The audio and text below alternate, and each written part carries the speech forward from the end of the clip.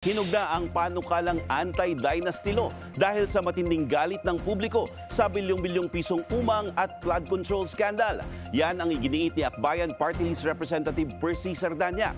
Ayon kay Sardanya, ang malawakang pagkadismayang nararamdaman ng mga Pilipino sa korupsyon ang nagbukas ng historical momentum para ipasa ang anti-political dynasty bill.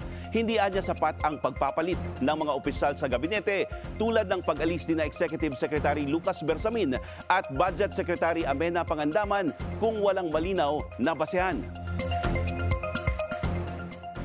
We hope that in the end, kung ano man yung maging direction nitong efforts of Malacanang will lead to greater accountability. But at the same time, hindi ito pwedeng maging hugas kamay lamang at smokescreen for the President and Malacanang to make the necessary explanations to the public regarding the allegations of former Representative Zaldico.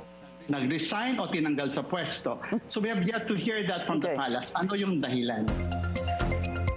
Iginiit ni Sardanya na naghahanap ang publiko ng tunay na pananagutan at ngayon ay tumitindi ang panawagan para sa malalimang reforma sa politika.